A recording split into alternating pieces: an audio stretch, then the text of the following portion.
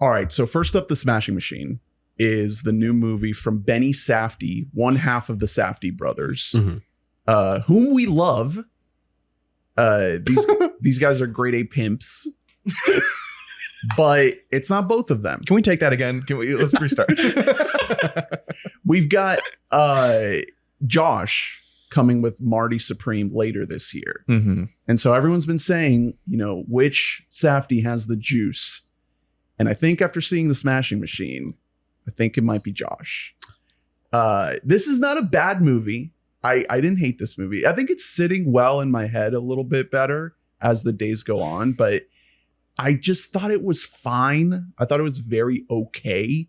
And it has a lot of good Safdieisms that you do love to see. Like the look of the movie's great. It's shot on film. There is sort of this, if folks have seen The Curse, this sort of like peeking around the corners, using reflections and mirrors to catch the action. The way it's photographed, it is, very reminiscent of past work, but the story itself never really grabbed me. And I didn't, there were moments where it almost did. This is a story of a real life MMA, UFC wrestler guy and his struggles with addiction. And so there are moments when like they do nail what they're going for, but it never quite got there all the way for me. The Rock, Dwayne Johnson, he's good. Yeah. It's worth seeing for Dwayne. And there's going to be a push to get this man an Oscar. I think he should be happy with the nomination and he deserves it. I think he's good in here. Emily Blunt, I think she's always good. The character, the writing, unfortunately, doesn't do her any favors. Why do we keep doing this to Emily Blunt? Why do we just keep giving her like the wife roles in these movies? It's tough. It's real tough here. Emily Blunt's great. And what are we doing? And there's multiple scenes where you don't know if the actors are on the same page as the director because you feel like the scene has been constructed to be funny, but they're not really playing it that way. They're being very, very melodramatic and serious. I get that vibe from the trailer, man. It doesn't click. Yeah, I know exactly what you're talking about just from watching the trailer. Like, it's sort of the Safdie playbook of like you kind of just can't help but like set things up and like expect your actors to sort of run with it, just sort of go and have the back and forth create an element of humor. But this is like about like a pillhead. Yeah. That's why I don't understand about like what the choice was for Benny to make this movie. Like I just assumed that maybe there was something like missing from the marketing, that it wasn't as melodramatic as perhaps it was looking. Maybe there is like some kind of like deeper Safdieism, even just like it feels like The Rock. It would feel going. Okay. It's probably The Rock went to Benny and was like, hey, we should work together. Here's an idea that I have for something I can do. And Benny's been making, more sort of industry like decisions, as far as his career goes. He did Star Wars. I think he was in Obi-Wan. He's popped up in some stuff. Like as an actor. Yeah. As an actor. Yeah. So you can tell that he's sort of like trying to get an in with some of the sort of A-list stuff. So this is probably a part of that playbook. The movie's not bad. If you're curious about it, if you're a Safdie completionist, it's not a waste of time. I just didn't love it. It's not really a big recommend, but I don't think it's a bad movie. I think it's fine. Looking on Gold Derby, which is kind of all over the place right now because it's still early enough that like the moment that any new release comes out or any festival buzz, it's like put that number one in the rankings. The Rock is at 4th as far as best actor. Wow, in the 5. Which no, I'm not surprised that he's in the 5 spot. I'm surprised with who he's behind. Timothée Chalamet, Leo, that makes sense. He is currently ranking behind Jeremy Allen White and Springsteen, Deliver Me From Nowhere. Is that going to happen? Does anybody want that movie to happen? That might belly flop. I mean, everybody likes Jeremy Allen White, and I think that's Jeremy Allen White, and Jeremy Strong, I think, is also currently in the top 5 for supporting. Of odds. Okay, cool. I'm interested in Smashing Machine. I am a Safdie completionist, but more than anything, like I want to see The Rock be good in something. He's good, man. I was shocked. I was surprised. I mean, I believe it that he's capable. it's interesting to see how slimmed down he is after the fact now. Yeah, you know what I mean? He looks so different. And he's getting older, man. Time comes for us all. I don't know, man. I want to watch it. It's more or less what I'm hearing from you seems like sort of a down the middle, like what I would have expected. Did you guys know like Mark Kerr, like as a guy? Like, did you know who he is before? That's the thing. We're not, even you and I, we're big sport heads. We're not like keyed into the fighting world like that. It is, the very few people, on like my Twitter feed who happen to be, in this Venn diagram were very interested in it and think that The Rock did an excellent job of capturing Mark Kerr and also, capturing sort of the addiction cycle, blah, blah, blah. But I'm not hearing anyone say that the movie itself is phenomenal. It's just not quite there. It's in theaters now, and I'm sure it'll pop up. It's A24, so it'll pop up on HBO Max later this year. Speaking of Emily Blunt, rewatched Devil Wears Prada the other day. Nice. Hey, Devil Wears Prada 2 coming soon. Emily Blunt. Girl, you don't look like that no more. She looks great in this The movie. amount of work she has had done since Devil Wears Prada.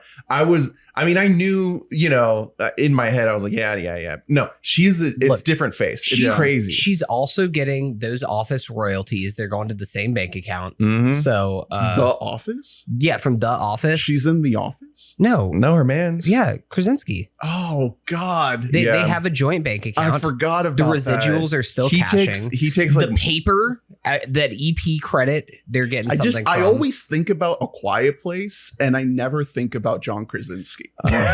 He takes. I don't think you're alone in that. She's doing like monthly, sort of facelift trips to like Malibu or whatever. He's taking weekly trips to Turkey to get more hairs taken off the back of his neck and just put straight into his fucking beard.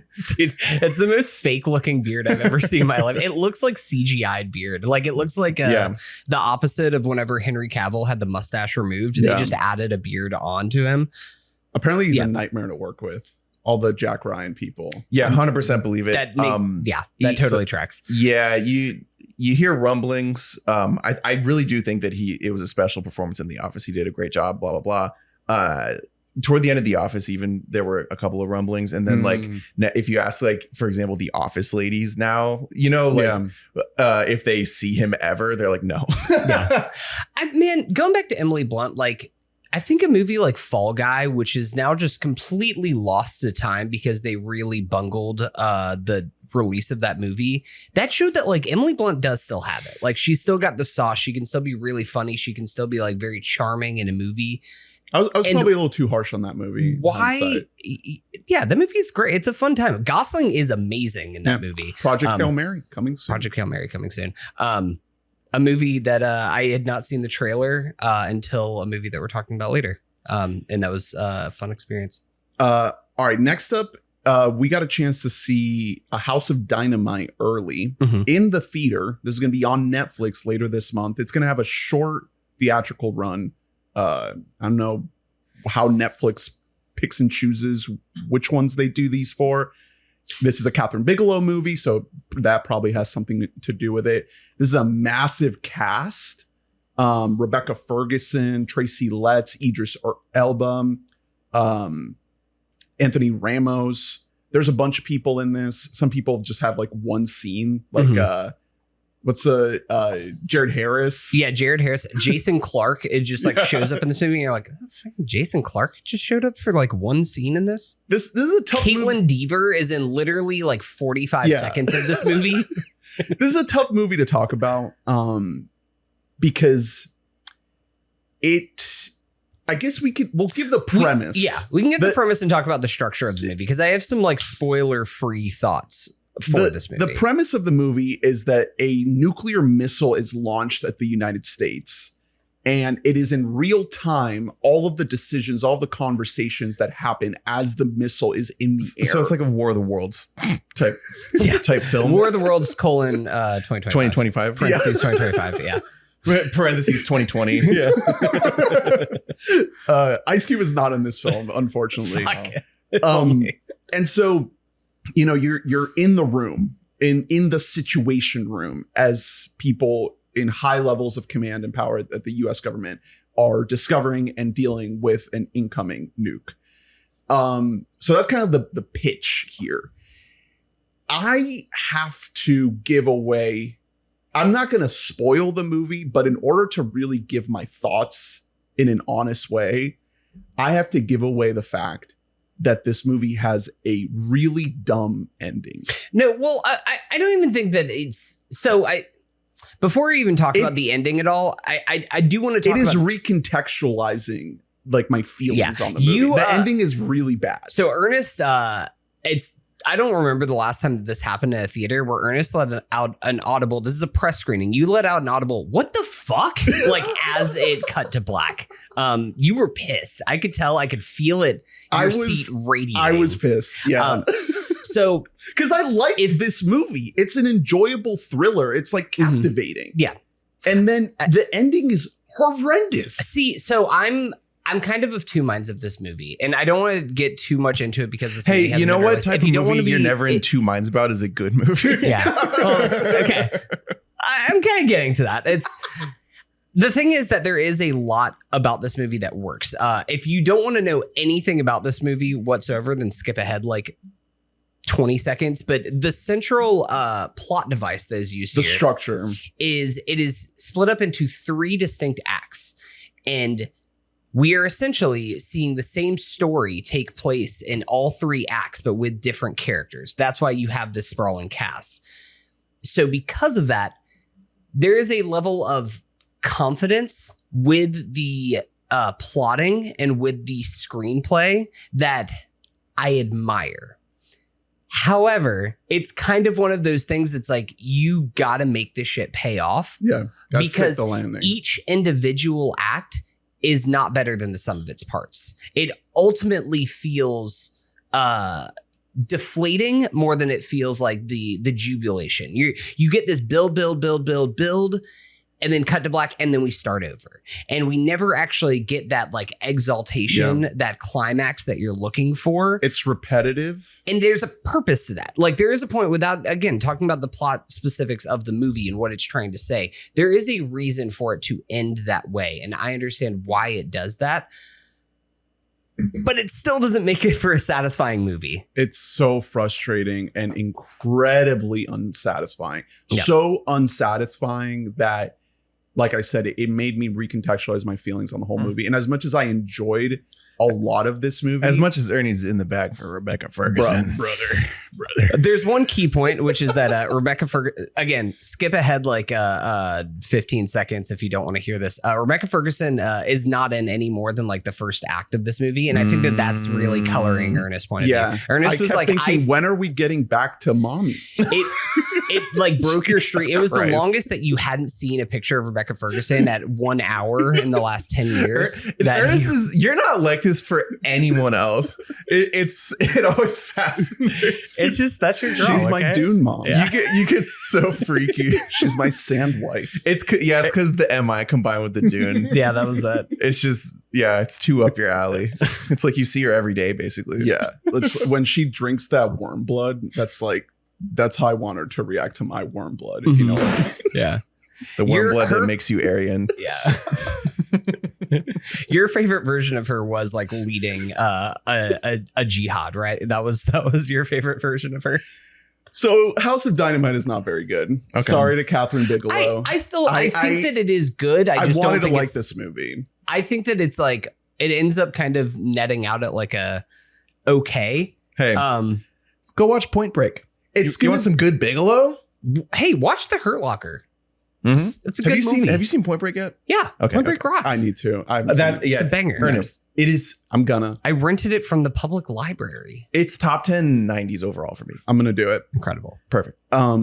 Yeah, it's I guess it's worth seeing because it's on Netflix and you can like turn it off if you it's like worth starting. And you get Rebecca Ferguson, and then if you keep watching, you get Tracy Letts. They're adding this quote to the poster. This is the press quote on the Blu-ray. Tracy putting on because you can always turn it off. Tracy Letts plays like a high-ranking military guy who makes constant baseball references. Great. So you get that The entire time, I was just like, how many? You get that How many 4Ks did Tracy Letts was he able to buy because of his from the role Netflix in this movie? paycheck. Yeah. He loves his young Carrie wife. Coon is just like, honey, you have to stop. You have to stop bringing home media. We have no place for this. You're gonna have to stray from the theater again if it keeps getting so bad. He's like, fine, I'll do A House of Dynamite. Yeah.